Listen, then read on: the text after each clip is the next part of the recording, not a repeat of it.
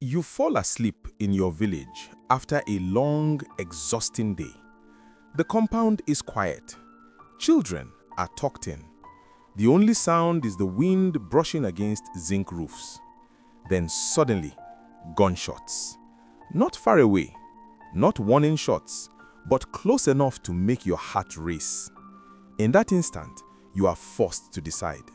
Do you grab your children and run into the bush, into darkness, thorns, and fear?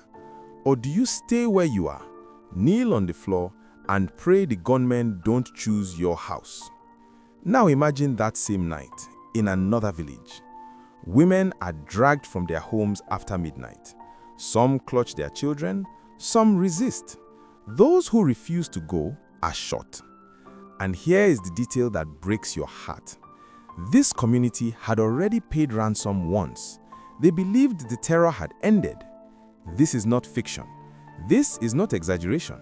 This is the reality behind the headlines coming out of Kebbi and Zamfara States as Nigeria prepares to close out 2025. If you value clear, honest reporting on Nigeria's biggest stories, subscribe to Naija Media Connect, like this video, and turn on notifications. We break it down so you can truly understand what's happening and why it matters.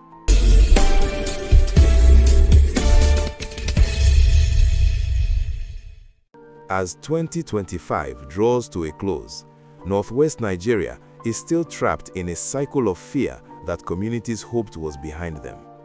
Night raids, kidnappings, villages forced to choose between paying ransoms or living in silence.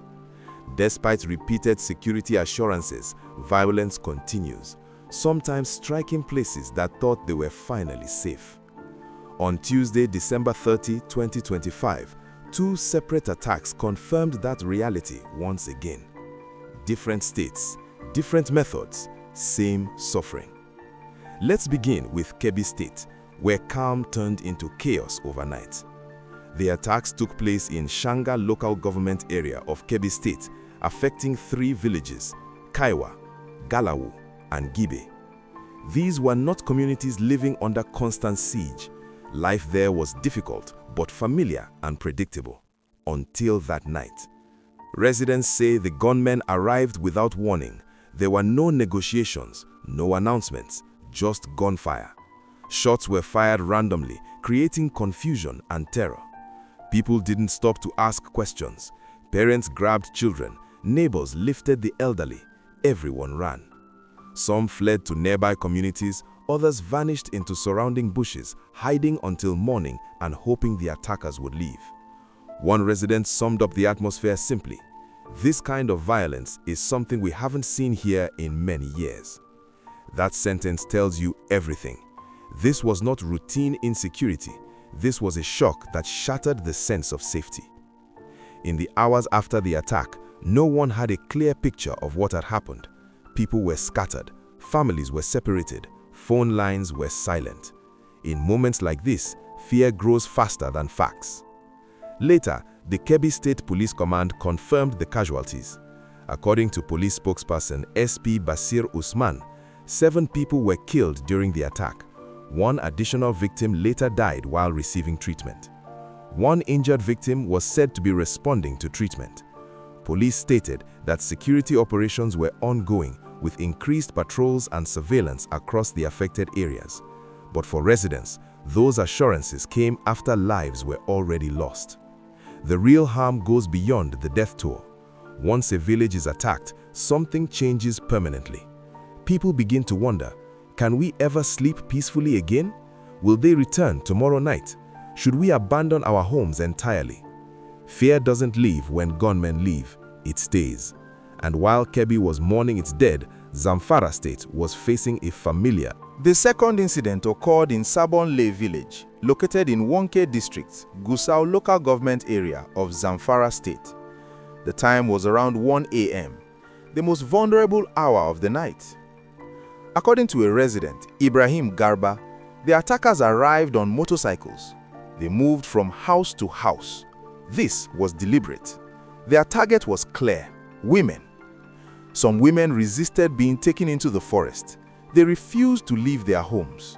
The gunmen responded with bullets. 2 women were shot dead. Several others were injured and taken to Yariman Bakura Specialist Hospital in Gusau for treatment. By the end of the raid, 16 women were abducted. Some were taken along with their children. They are believed to be held in bandits' camps in nearby forests. Each of them is a mother, a sister, a daughter. Here is the part that makes this story especially painful. This village had been attacked before. Just 3 weeks earlier, the community reportedly paid 8 million naira to secure the release of 7 kidnapped women. They paid the ransom. They endured the pain. They believed peace had returned. Then the gunmen came back. This is how trust is destroyed. When compliance does not bring safety, people begin to feel completely abandoned. If stories like this matter to you, this is your reminder to subscribe to Naija Media Connect and turn on notifications. We follow these issues beyond the headlines.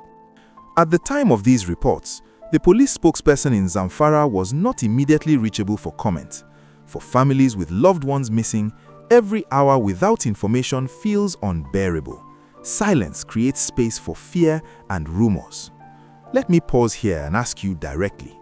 What should Nigeria do differently to end this cycle, especially the repeated targeting of rural communities and women?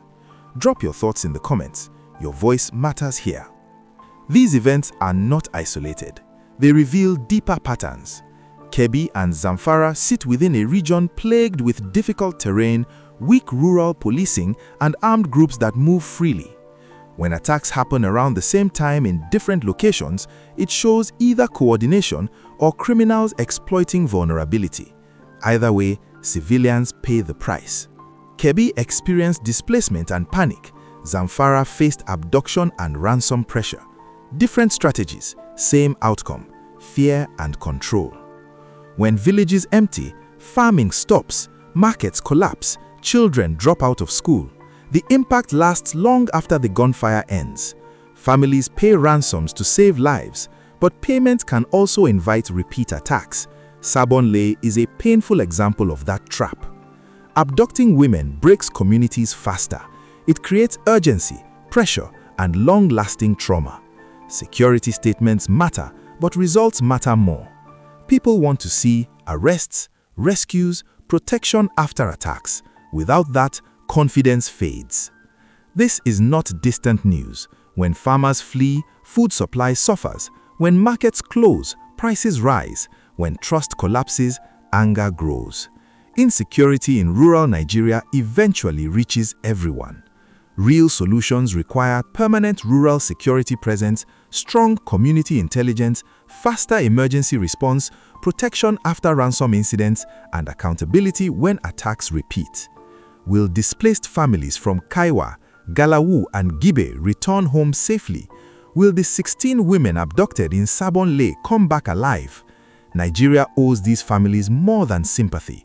Nigeria owes them protection.